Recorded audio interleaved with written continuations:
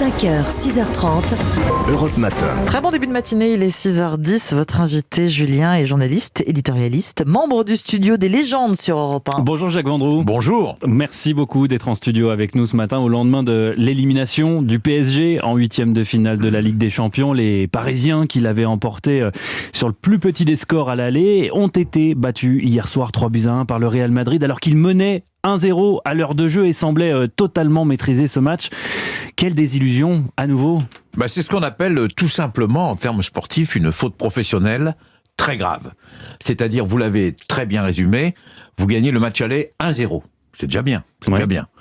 Vous menez 1-0 à Santiago Bernabéu. C'est-à-dire que sur les deux matchs, vous menez 2-0. On est bien d'accord. Et vous prenez 3 buts, c'est très simple, en 1 minute 46, Benzema met 2 buts qui tue, entre guillemets, le Paris Saint-Germain. En plus, le Paris Saint-Germain a été excellent en première période. Impressionnante maîtrise, oui. Et ridicule en deuxième période. C'est-à-dire que c'est pas normal que vous preniez 3 buts en deuxième période.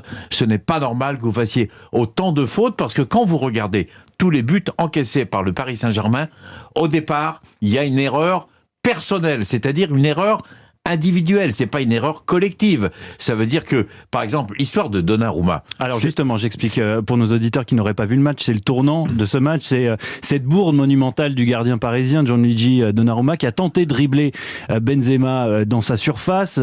C'est le premier des 3 buts de l'attaquant madrilène au passage, et derrière les Parisiens se sont sabordés. C'est le résultat de cette gestion des gardiens de but qui est ridicule au Paris Saint-Germain. C'est-à-dire que vous prenez n'importe quel club européen, n'importe quel club du monde, équipe de club, je ne parle pas d'équipe nationale, vous ne prenez jamais, tous les techniciens vous le diront, sauf au Paris Saint-Germain, 2 gardiens de valeur complètement égale. Vous avez Navas, l'ancien gardien du Real, vous avez Donnarumma, l'ancien gardien du Milan AC, donc c'est pas n'importe qui. Ils sont en concurrence tout le temps. Alors un coup je joue, un coup je joue pas. Je veux dire, arrive à un moment où psychologiquement, vous savez vu très bien si vous êtes le titulaire, vous êtes titulaire sans être titulaire, tout en étant titulaire. C'est-à-dire que là, psychologiquement, Donnarumma, qui fait partie des meilleurs gardiens du monde, a fait la boulette qu'il ne fallait pas faire et remet en jeu Benzema. On voit en jeu le Real Madrid. On voit Benzema aller chercher le ballon au fond des filets, le ramener il va à une vitesse phénoménale et en plus, après, il met 2 buts. Donc, vous voyez, on a été ridicule jusqu'au bout. Je répète, on l'a dit d'ailleurs il y a 15 jours dans votre émission, le Paris Saint-Germain n'est pas une grande équipe.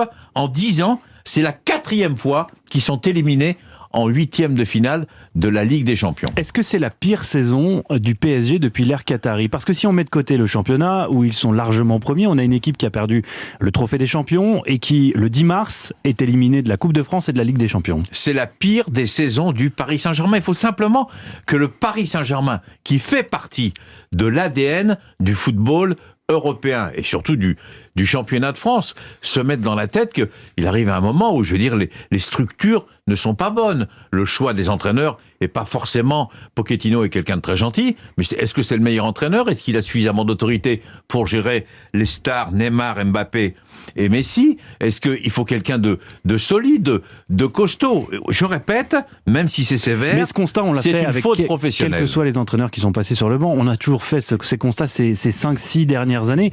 Est-ce que le problème, il n'est pas au-dessus de la direction sportive ? Mais bien sûr, c'est-à-dire que Leonardo a peut-être été un grand numéro 10 au Paris Saint-Germain, peut-être qu'il a été un grand manager au Milan AC, ce n'est pas un grand manager de cette équipe du Paris Saint-Germain.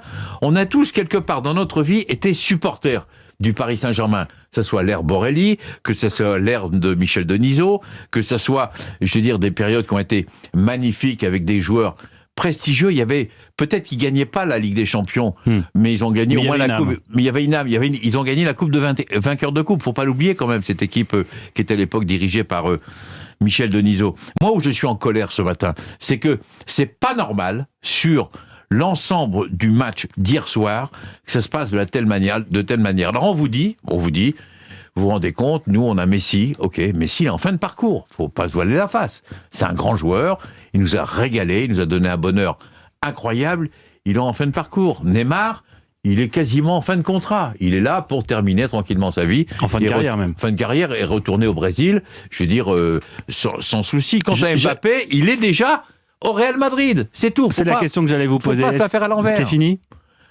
Pour moi, c'est fini. Pour moi, c'est fini. Il faut changer d'entraîneur. Il faut préparer déjà. Maintenant, le championnat, c'est acté. Donc, ils sont sûrs de faire la Ligue des Champions la saison prochaine. Quoi qu'il arrive. Mais est-ce que vous conseillez ce matin à Kylian Mbappé, vas-y, va à Madrid? Ah, mais moi, je lui conseille d'y aller le plus rapidement possible. Moi, je lui conseille. Moi, je lui dis.